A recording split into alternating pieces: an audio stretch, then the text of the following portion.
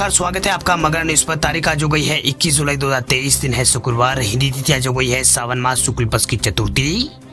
आज की ताजा खबरों की अपडेट में बात करेंगे देश भर की तमाम बड़े काम की खबरों के साथ ही सरकार की ओर से आज लिए गए कुछ महत्वपूर्ण फैसलों, जारी किए गए कुछ नए नियमों की।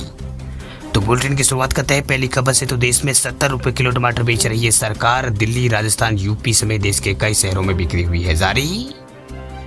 National cooperative consumer federation of India यानी नाफेड और national agricultural cooperative marketing foundation of India जो है NCCF, उसने 70 रुपए प्रति किलो टमाटर बेचना शुरू कर दिया। इसके लिए बुधवार को यहाँ पर कंज्यूमर अफेयर डिपार्टमेंट ने निर्देश जो है इनको यहाँ पर दिए हैं।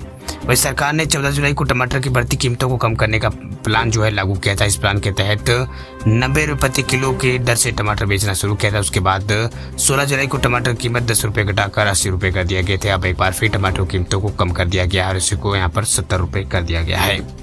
वही सरकार के आदेश के बाद दोनों एजेंसियों ने 120 या 130 रुपए प्रति किलो के रेट से टमाटर खरीद कर कम कीमत में बेचना शुरू कर दिया है। वही 10 जुलाई तक नाफेड और NCCF ने टोटल 391 मीट्रिक टन टमाटर खरीदा था। ये टमाटर दिल्ली, NCR, राजस्थान, यूपी और बिहार के प्रमुख शहरों में बेचा जा रहा है। चलिए बात करते हैं अगली खबर की। तो आम आदमी के लिए बड़ी खबर देखिए, पहले थाली से दूर हुई है सब्जियां, अब आम लोगों को दूध के गिलास पर भी पड़ेगी आफत।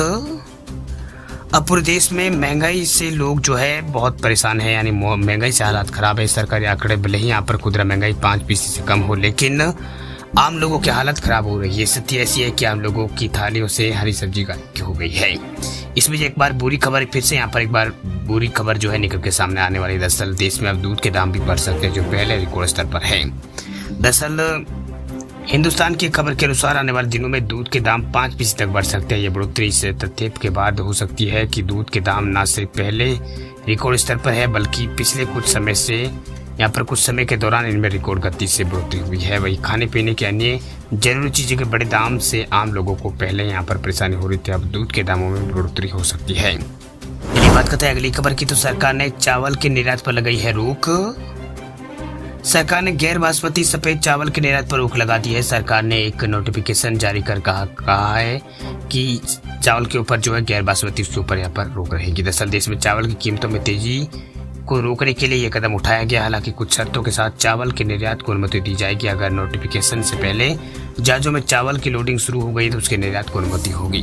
साथ ही उन मामलों में भी चावल की निर्यात जो है अनुमति होगी जहां सरकार ने दूसरे देशों में इसकी इजाजत दे रखी है। सरकार ने इन देशों में फूड सिक्योरिटी की जरूरतों को देखते हुए इस तरह की यहाँ पर अनुमति दी है। वही देश में पिछले कुछ समय से खाने पीने की चीजों की कीमतों में काफी तेजी आई है। अब यहाँ पर चावल के दाम भी बढ़ रहे हैं। इसी को देखते हुए जो है इसके ऊपर निर्यात पर जो बैन जो है वो लगाया है, रोक जो है लगाई है।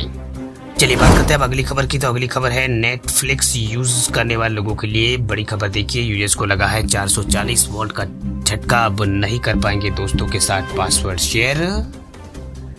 नेटफ्लिक्स का यूज करने वाले लोगों के लिए बड़ी खबर है। दरअसल नेटफ्लिक्स जो है पिछले लंबे समय से पासवर्ड शेयरिंग पर रोक लगाने का काम कर रहा है। कई देशों में पहले ही इसको अमल में ला जा चुका है। अब भारत में भी इसका जो पासवर्ड शेयरिंग जो है इसके ऊपर रोक लगा दी गई है। इंडिया में आज से यहाँ पर शुरू हो गई है। दरअसल नेटफ्लिक्स पासवर्ड शेयरिंग पर रोक की वजह से अब आप ना अपने दोस्तों को शेयर कर पाएंगे पासवर्ड, यहाँ पे रिश्तेदारों को किसी को भी पासवर्ड शेयर नहीं कर पाएंगे। दरअसल आपका भी अगर नेटफ्लिक्स अकाउंट अगर अलग अलग जगह पर लॉगिन है तो आपको कंपनी की तरफ से एक ईमेल मिलेगा जिसमें अकाउंट के यूजर्स से जुड़े कुछ स्टेप्स यहाँ पर बताए होंगे। इसका साफ मतलब यह है कि कंपनी चाहती है कि एक नेटफ्लिक्स का पासवर्ड सिर्फ एक ही घर में यहाँ पर देखा जाए। प्राइमरी मेंबर्स के अलावा उस लोकेशन के अलावा अगर दूसरे लोकेशन का कोई भी मेंबर जो है इसका यूज नहीं कर रहा हो। तो कंपनी ने यहाँ पर जानकारी दी है और कहा है कि अब यूजर्स को अकाउंट को एक्सेस करने के लिए 7 दिन का वेरिफिकेशन कोड डालना होगा। यही नहीं, 31 दिन में कम से कम एक बार आपको अपनी प्राइमरी लोकेशन अकाउंट को वेरीफाई कर कनेक्ट जो है करना होगा। ये नेटफ्लिक्स की ओर से कुछ बड़े ऐलान किए गए हैं। चलिए बात करते हैं अगली खबर की। तो अगली खबर है इलेक्ट्रिक व्हीकल्स रखने वाले लोगों के लिए बड़ी खबर देखिए। इलेक्ट्रिक व्हीकल रखना पड़ेगा महंगा, बैटरी चार्ज करने पर लगेगा अब 18% GST। Karnataka authority for advance ruling जो है AAR, उसने कहा है कि इलेक्ट्रिक व्हीकल बैटरी को चार्ज करने पर 18% GST लगेगा। दरअसल चामुंडेश्वरी इलेक्ट्रिक सप्लाई कॉरपोरेशन के केस की सुनवाई करते हुए AAR यानी Karnataka authority of advance ruling ने कहा है कि हालांकि इससे मामले में कंपनी के लिए इनपुट टैक्स क्रेडिट यानी ITC की अनुमति दी जाएगी। वह अदालत को यह तय करना था कि बैटरी चार्ज करने पर बैटरी चार्ज करने को गुड्स सप्लाई माना जाए या सर्विसेज सप्लाई माना जाए। इसे गुड्स सप्लाई मानने पर कोई टैक्स नहीं लगना था, जबकि सर्विसेज मानने पर 18% GST का प्रावधान था। मौजूदा फैसला बैटरी चार्जिंग यूनिट सेटअप करने वालों के लिए नेगेटिव जान पड़ता है, लेकिन एक्सपर्ट्स का कहना है कि इस इनपुट टैक्स क्रेडिट की सुविधा उपलब्ध कराने की वजह से इस कुछ कंपनियों के लिए ये राहत की बात हो सकती है। वह चामुंडेश्वरी इलेक्ट्रिसिटी की योजना 2 व्हीलर और 4 व्हीलर गाड़ियों के लिए पब्लिक चार्जिंग स्टेशन सेटअप करने की है। वह कंपनी ने बताया कि इलेक्ट्रिक व्हीकल से शुल्क लेने करने के लिए इनवॉइस जारी करेगी। इसमें 2 कंपोनेंट होंगे, खपत की गई यूनिट और बिजली चार्ज, और चार्जिंग स्टेशन द्वारा मुहैया कराई गई सर्विस के लिए सर्विस चार्ज। 2 तरह के चार्ज में लगाए जाएंगे।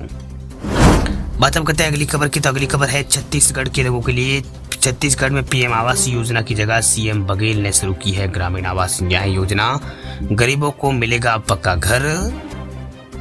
चुनावी साल में छत्तीसगढ़ की भूपेश बघेल सरकार ने बड़ा दाव चल दिया है। दरअसल बघेल सरकार ने ऐलान किया है कि केंद्र सरकार के PM आवास योजना की जगह अब राज्य सरकार जो है अपने खर्च पर गरीबों को ग्रामीण आवास न्याय योजना यहाँ पर के तहत पक्के मकान देगी। दरअसल सामाजिक आर्थिक सर्वेक्षण 2011 की सर्व सूची के आधार पर प्रधानमंत्री ग्रामीण आवास योजना के पात्रता निर्धारित होने पर वर्तमान स्थिति में प्रदेश के जरूरतमंद परिवारों को आवास स्वीकृति में कठिनाई हो रही है। इसी को दूर करने के लिए पंचायत एवं ग्रामीण विकास विभाग द्वारा किए गए सर्वे के आधार पर पात्र परिवारों के लिए राज्य के अंदर ग्रामीण आवास न्याय योजना शुरू करने का ऐलान किया है। वही चलिए बात करते हैं अगली खबर की। तो ड्रोन उड़ाने वाले लोगों के लिए बड़ी खबर। देखिए, ड्रोन उड़ाने वालों के लिए सरकार ड्रोन उड़ाने वालों पर सख्त नए नियमों को जान लीजिए, नहीं तो कार्रवाई के लिए रहे तैयार। दरअसल ड्रोन उड़ाने वाले लोगों के लिए बड़ी खबर बिहार से आ रही है। दरअसल बिहार में ड्रोन उड़ाने वालों को अब सावधान रहने की आवश्यकता है। दरअसल राज्य में इसे लेकर नियम कानून सख्त कर दिए गए हैं। उड़ान के नियमों में रेड और येलो और ग्रीन जोन निर्धारित किया गया है। यदि कोई व्यक्ति इन नियमों का उल्लंघन करता है तो उसके ऊपर कानूनी कार्रवाई की जाएगी। साथ ही रेड और येलो और ग्रीन जोन भी निर्धारित जो है बिहार के अंदर कर दिया गया। अगर आप भी बिहार के हैं और बिहार के अंदर अगर आप ड्रोन अगर यहाँ पर रखते हैं तो आपके लिए रजिस्ट्रेशन जरूर होगा, और पायलट को लाइसेंस लेने की बात इसमें यहाँ पर रही गई है। लाइसेंस लेना अनिवार्य कर दिया गया है।